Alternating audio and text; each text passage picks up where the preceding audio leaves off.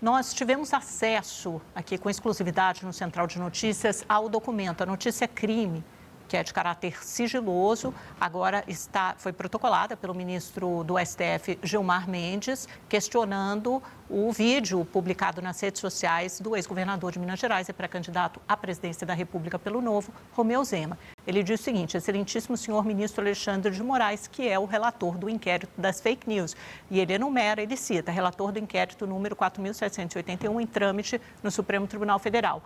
Na data de 5 de março, então isso é do último dia 5, tomei conhecimento do vídeo publicado nas redes sociais de Romeu Zema, atual governador do estado de Minas, Zema ainda era governador naquela época, que vilipendia não apenas a honra e a imagem deste Supremo Tribunal Federal, como também da minha própria pessoa. E aí você tem uns prints, se a gente puder subir um pouquinho o documento, por favor, tem prints das imagens que foram postados desse vídeo gerado por inteligência artificial, que usa fantoches para representar tanto o Gilmar Mendes como o ministro Dias Toffoli e também a inteligência artificial para representar as vozes dos ministros. E ele diz o seguinte, ele continua, o ministro Gilmar, valendo-se de sofisticada edição profissional e de avançados mecanismos de deepfake, ele classifica de deepfake, o vídeo emula as vozes de ministros da Suprema Corte para travar diálogo que, além de inexistente, tem como claro intuito vulnerar a rigidez dessa instituição da República, com objeto de realizar promoção pessoal consoante a transcrição abaixo.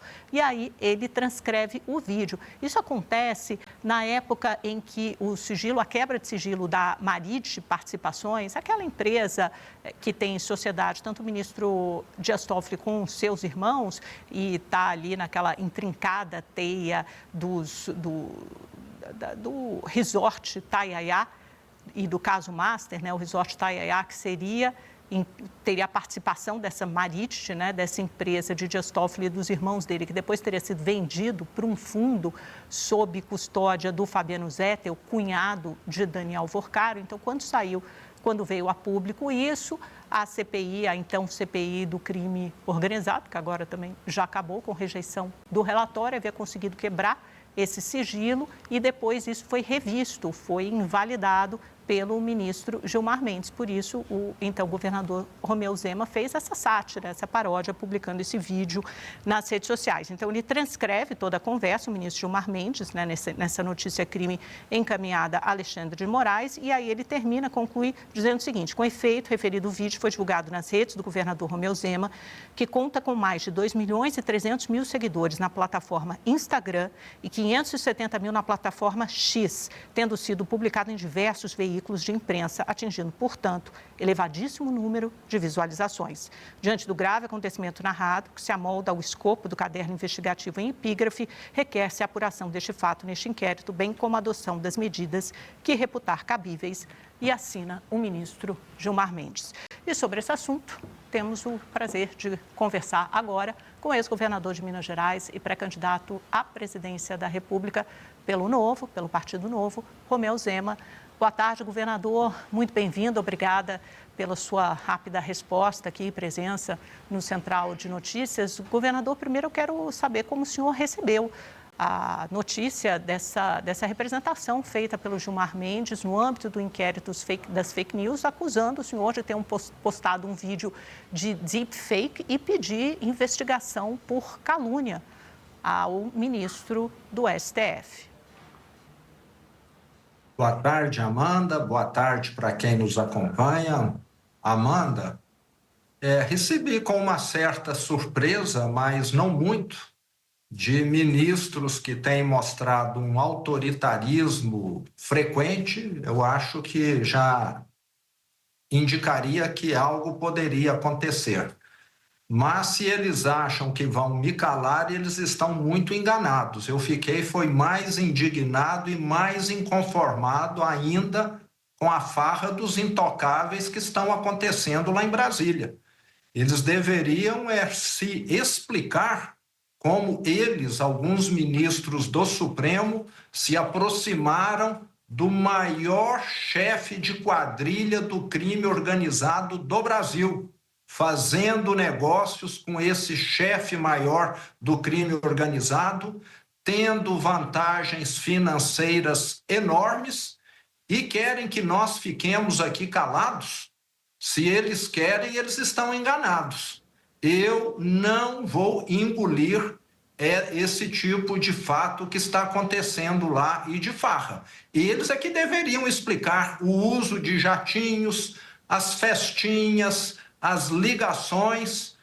Governador, primeiro eu quero saber como o senhor recebeu a notícia dessa representação feita pelo Gilmar Mendes no âmbito do inquérito das fake news, acusando o senhor de ter postado um vídeo de deepfake e pedir investigação por calúnia ao ministro do STF.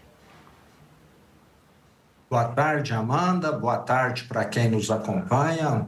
Amanda, recebi com uma certa surpresa, mas não muito, de ministros que têm mostrado um autoritarismo frequente. Eu acho que já indicaria que algo poderia acontecer. Mas se eles acham que vão me calar, eles estão muito enganados. Eu foi mais indignado e mais inconformado ainda com a farra dos intocáveis que estão acontecendo lá em Brasília.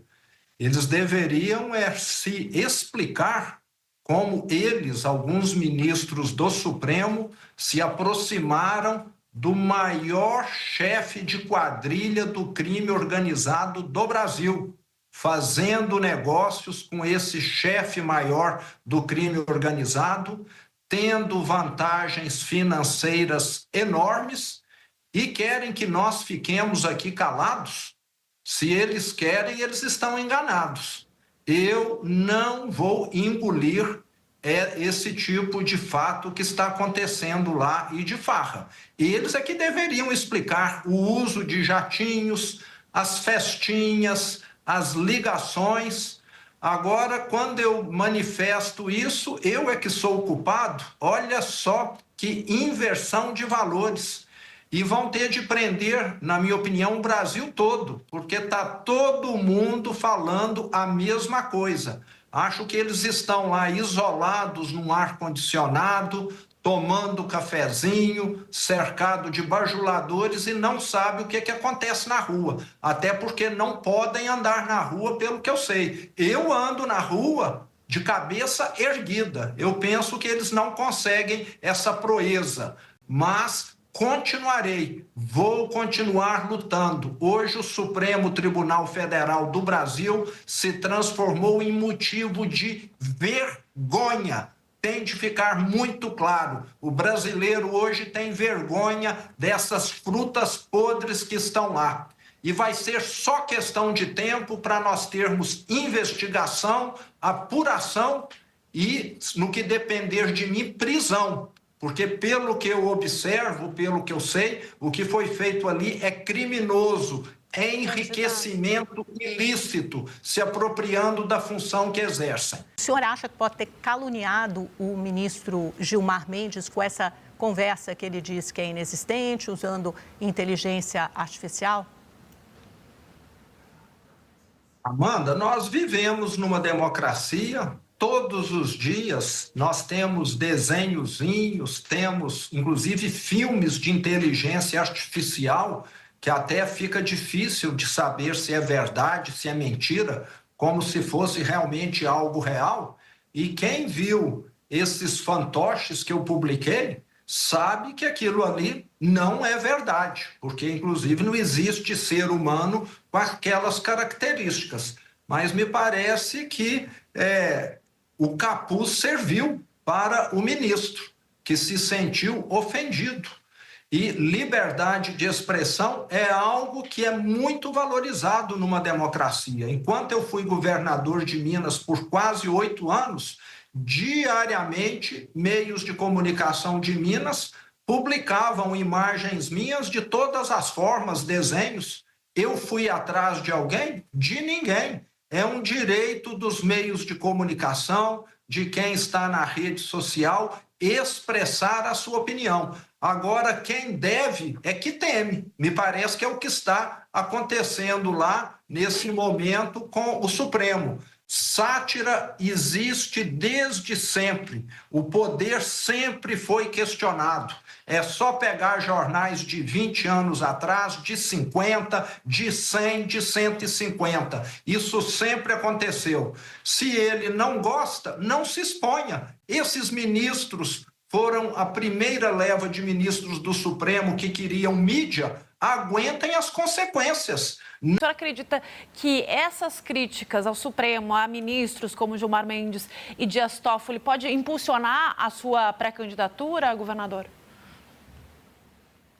Mais do que impulsionar a minha pré-candidatura, eu espero que impulsione a candidatura de quem está indo para o Senado para fazer a mudança nesse Senado acovardado.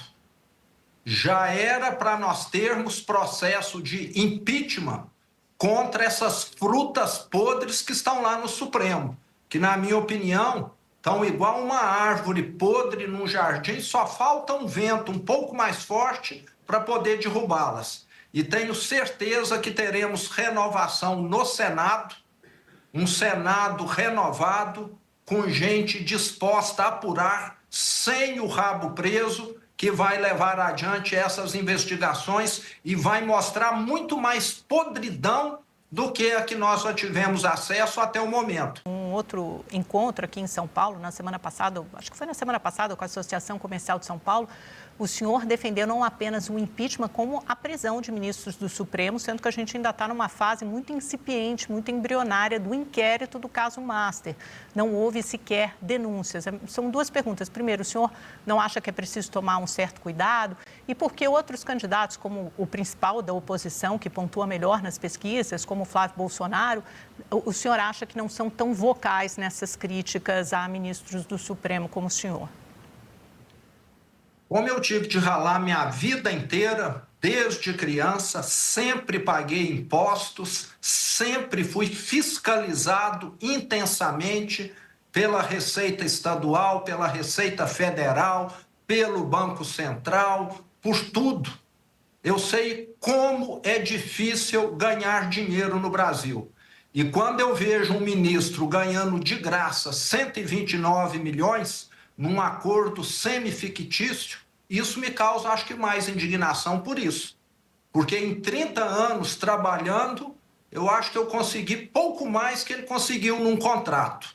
Então, isso realmente me causa indignação. E eu vi o PT destruir Minas Gerais. E enquanto o PT governou o Brasil, em 2015 e 2016, com a maior recessão da história, que eles provocaram por causa de impeachment, da Lava Jato, da mala de dinheiro, eu tive de reduzir o quadro da empresa que eu presidia em 2.500 funcionários. Tive de desligar pais de família por causa dessa farra que está lá em Brasília. E que continua. Parece que mensalão, petrolão não foi suficiente, não, há 20 anos atrás. Parece que agora nós temos um lançamento de uma novela nova que se chama aí Banco Master. E qual que vai ser a próxima? Nós vamos continuar assistindo essas mesmas novelas, os nossos filhos também? Então, isso é que me causa indignação. É nada mudar no Brasil. Mas agora, como ex-governador e pré-candidato, eu vou falar tudo. Eu não tenho rabo preso. Investiguem meu governo, minha empresa já foi super fiscalizada, já mandaram o Ministério do Trabalho lá, não encontraram nada. Então, vou continuar dando nome aos bois. E o brasileiro sabe muito bem, eu que ando na rua sei, eles estão tentando tapar o sol com a peneira. Governador, o senador Flávio Bolsonaro, que é também pré-candidato à presidência, ele está tentando vender a ideia de um tom mais moderado, de que não vai avançar sobre as instituições e tenta também trazer para a chapa dele, já no primeiro turno, partidos de centro, como o PP e União Brasil. O senhor também aparece como cotado para ser vice de Flávio Bolsonaro. A minha pergunta é se esse tom mais incisivo que o senhor está adotando não pode afastar de Flávio Bolsonaro, ou se não, o senhor inclusive conversa com Flávio Bolsonaro sobre essa pauta que o senhor levanta. Natália, respeito o Flávio Bolsonaro, estive com ele há 9 dias atrás em Porto Alegre, vamos estar juntos no segundo turno contra a esquerda, isso é certeza, mas eu tenho meu programa de governo.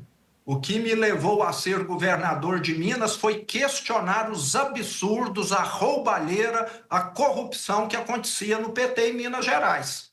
E eu não vou mudar em nada a minha forma de agir. O que nós estamos vendo lá em Brasília hoje é muito semelhante.